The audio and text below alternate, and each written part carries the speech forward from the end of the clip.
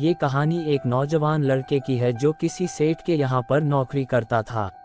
उसके माँ बाप इस दुनिया में नहीं थे। उसकी जिंदगी बड़ी परेशानी में चल रही थी। वह रोजाना काम करता, पैसे कमा कर घर आता था, खाना बनाता था, खाता था और सो जाता था। एक बूढ़ा बाबा अपनी पीठ पर 3 थैले लेकर एक शहर से दूसरे शहर की ओर जा रहा था। वह काफी बूढ़ा भी था। सफर करने के बाद वह चलते चलते थक कर एक पेड़ के नीचे बैठ गए। तभी उनकी नजर उस जवान युवक पर पड़ी जो उसी रास्ते से जा रहा था और वह भी उसी दिशा में जा रहा था जिस दिशा में उन बूढ़े बाबा को जाना था। तभी वह लड़का उन बूढ़े बाबा के पास से होकर गुजरा। इस पर वह बाबा उस लड़के से कहते हैं, सुनो बेटा, क्या तुम मेरी थोड़ी सी मदद कर सकते हो? ये थैला बहुत भारी है और मैं बूढ़ा हो चुका हूँ। मैं ज्यादा समय तक इनका बोझ नहीं उठा सकता और मैं बहुत थक भी चुका हूँ। तो क्यों ना तुम मेरे एक थैले को ले लो और मुझे उस दूसरे गाँव तक पहुँचा दो। इसके बदले में मैं तुम्हें 3 स्वर्ण मुद्राएं दूंगा। वह लड़का उन बाबा की सारी बातें सुनता है और उन बाबा से कहता है, कोई बात नहीं बाबा, मैं आपकी मदद करने के लिए तैयार हूँ। कहिए आपको कहाँ जाना है? ऐसा कहकर उस लड़के ने उन बाबा का एक थैला उठा लिया और अपने कंधे पर ले लिया। तभी उस जवान लड़के को एहसास हुआ कि यह थैला तो सचमुच बहुत भारी है। वह लड़का और बाबा दोनों रास्ते में आगे की ओर बढ़ चले। कुछ दूर आगे चलने के बाद देखते ही देखते वह गांव खत्म होने लगा और अब जब वे भीड़ से पूरी तरह से अलग हो गए तो वह लड़का उन बाबा से कहता है, बाबा इस थैले में आखिर ऐसा क्या रखा है जिससे इस थैले में इतना वजन है? इस पर वह बाबा उस लड़के को जवाब देते हुए कहते हैं, कुछ नहीं बेटा, बस इसमें तांबे के कुछ सिक्के भरे हुए हैं, इसी कारण इस थैले में बहुत वजन है। उन बाबा की यह बात सुनकर वह लड़का मन ही मन सोचने लगा, लगता है यह बाबा जरूर कोई व्यापारी है, तभी तो इतने सारे तांबे के सिक्के लेकर चल रहे हैं। और फिर तभी उसके मन में एक ख्याल आया कि मुझे क्या करना है, मुझे तो खाली ये थैला दूसरे गांव तक पहुंचाना है, बस इतना ही। जैसे ही उसके मन में ये ख्याल आया उसने तांबे के सिक्कों का वह ख्याल मन से निकाल दिया और अपने काम में मस्त होकर वह आगे की ओर चलने लगा। चलते चलते कुछ और समय बीता और वे दोनों एक नदी के किनारे जा पहुंचे। वह लड़का हट्टा कट्टा था और काफी चुस्त और तंदुरुस्त भी था, इसलिए वह बिना सोचे समझे उस नदी में उतर जाता है। किंतु वह फकीर अब भी किनारे पर ही खड़े थे। इस पर वह लड़का उन बाबा से कहता है, क्या हुआ बाबा, चलिए आइए, हमें यह नदी पार करनी होगी, तभी तो हम उस गांव तक पहुंच पाएंगे। इस पर वह बाबा उस लड़के से कहते हैं, मैं जानता हूं बेटा कि हमें यह नदी पार करनी होगी, लेकिन जैसा कि तुम जानते हो मैं अब बूढ़ा हो चुका हूं और दो थैले लेकर मैं यह नदी पार नहीं कर सकता। कहीं मेरा पाँव फिसल गया तो क्या होगा? क्या तुम मेरी एक और गठरी ले सकते हो? मैं तुम्हें इसके बदले भी 3 स्वर्ण मुद्राएं दूंगा। इस पर वह लड़का मुस्कुराते हुए उन बाबा से कहता है, बाबा आप मुझे शर्मिंदा कर रहे हैं, यदि आप मुझे स्वर्ण मुद्राएं ना भी दे तो भी मैं आपका कार्य अवश्य करूंगा, मैं आपको उस दूसरे गांव तक जरूर पहुंचा आगे। इस पर वह बाबा मुस्कुराते हुए उस लड़के से कहते हैं, बेटा तुम तो बड़े ही भले इंसान लगते हो। इतना कहकर उन्होंने वह दूसरी गठरी भी उस लड़के को थमा दी। उस लड़के ने जब वह दूसरी गठरी अपने कंधे पर रखी तो वह गठरी भी उसे बहुत ज्यादा भारी लगी, लेकिन उसने वहां पर कुछ नहीं कहा। जैसे तैसे उन दोनों ने नदी पार की। नदी पार करने के बाद बातों बातों में ही उस लड़के ने उन बाबा से कहा, बाबा आखिर इस दूसरी गठरी में क्या है? ये गठरी भी बहुत वजन है। इस पर वह बाबा उस लड़के को जवाब देते हुए कहते हैं, बेटा इसमें चांदी के सिक्के हैं, इसी कारण ये गठरी भी बहुत वजन है। उन फकीर की यह सारी बातें सुनकर अब उस लड़के का दिमाग तेजी से काम करने लगा था। वह ये सोच रहा कि एक थैले में तांबे के सिक्के हैं और दूसरी में चांदी के। ऐसा प्रतीत होता है मानो यह फकीर बाबा कहीं दूर से आए हैं और उन्होंने अपनी सारी जमीन जायदाद बेचकर यह सारे इकट्ठे किए हैं, तभी तो वह इतना धन लेकर चल रहे हैं। लेकिन वह लड़का उन बाबा से कुछ नहीं कहता और वे दोनों चुपचाप रास्ते में आगे की ओर बढ़ते चले जाते हैं। कुछ दूर आगे बढ़ने के बाद एक बार फिर एक सुनसान राह आती है। उस सुनसान रास्ते को देखते ही उस लड़के के मन में तरह तरह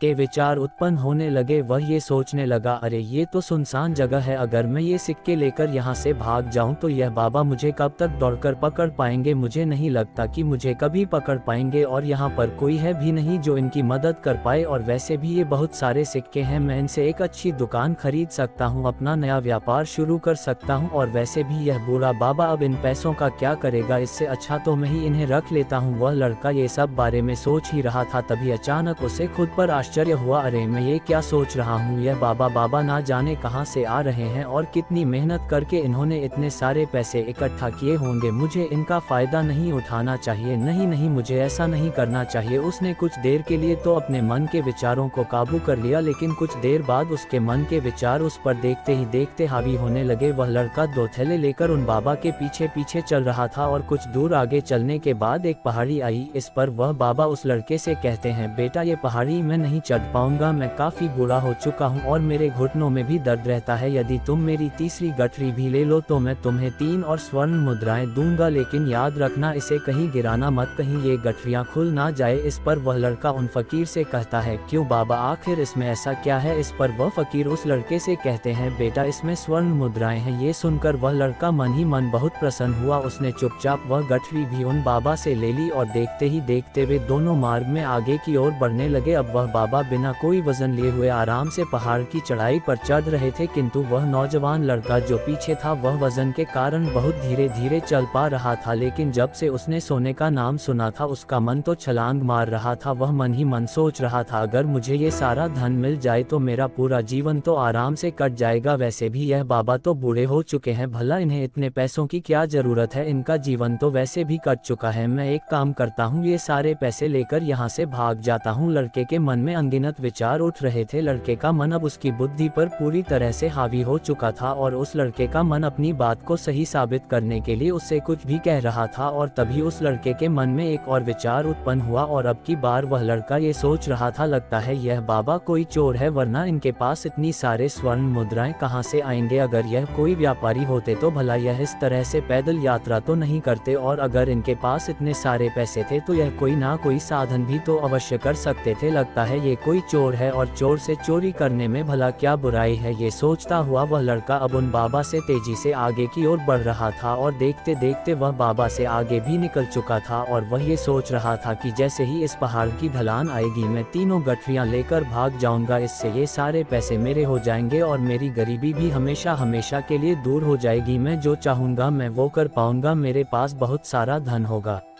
और देखते देखते वह दोनों पहाड़ की चोटी पर पहुंच गए और अब ढलान का रास्ता शुरू होने वाला था। तभी वह लड़का उन बाबा से नजरें बचाकर वह तीनों गठरियों को लेकर भागता हुआ आगे बढ़ गया। अब उसे अपना शरीर बहुत हल्का महसूस हो रहा था, मानो उसे उन तीनों थैलों का वजन तक ना मालूम पड़ रहा हो। काफी दूर दौड़ते दौड़ते किसी तरह से वह अपने आप को बचते बचाते अपने घर पहुंचा। उसकी खुशी का कोई ठिकाना नहीं था। उसने सोचा, क्यों ना मैं जल्दी जल्दी इन गठरियों में से वह सारे पैसे निकाल लूं। ये सोचकर जब उसने गठरियों खोली तो पहली गठरी में उसे लोहे से जंग भरे हुए सिक्के मिले। ये देखकर उसे यकीन नहीं हुआ। इस पर उसने फटाफट दूसरी गठरी भी खोल डाली, उसमें भी उसे लोहे के जंग लगे हुए सिक्के ही निकले। ये सब देखकर वह लड़का बड़ा हैरान था, आखिर यह सब क्या हो रहा है। उन बाबा ने तो मुझसे और ही कुछ कहा था। अब उसने वह सोने वाली गठरी खोली और उसमें भी लोहे के जंग लगे हुए सिक्के ही निकले। ये देखकर वो लड़का बड़ा क्रोधित हुआ। उसने सोचा, उन बाबा ने मुझसे झूठ क्यों कहा, उन्होंने मुझसे ऐसा क्यों कहा कि एक में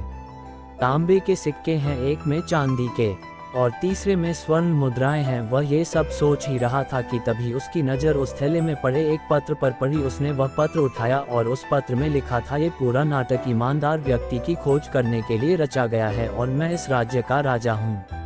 मेरी कोई संतान नहीं और इसीलिए मैंने ये खेल रचा है ताकि मैं अपने राज्य में किसी एक ऐसे ईमानदार व्यक्ति की खोज कर सकूं जो मेरे बाद इस राज्य का राजा बन सके और इस राज्य के भार को संभाल सके। और इस राज्य का भार वही संभाल सकता है जो पूरी तरह से ईमानदार हो, जिसके मन में किसी प्रकार का कोई लालच ना हो। इतना पढ़ते ही वह लड़का जोर जोर से चिल्लाने लगा। वह सर पकड़कर बैठ गया। वह ये जानता था कि यदि वह अपने मन के विचारों पर काबू कर लेता तो उसका जीवन संवर सकता है, लेकिन वह अपने मन के विचारों पर काबू नहीं कर पाया। दोस्तों, महात्मा बुद्ध कहते हैं कि मन ही सब कुछ है, आप जो सोचते हैं वही बनते हैं, इसलिए आपका सबसे बड़ा दुश्मन भी आपको उतना नुकसान नहीं पहुंचा सकता जितना कि आपके मन के यह अनियंत्रित विचार पहुंचा सकते हैं।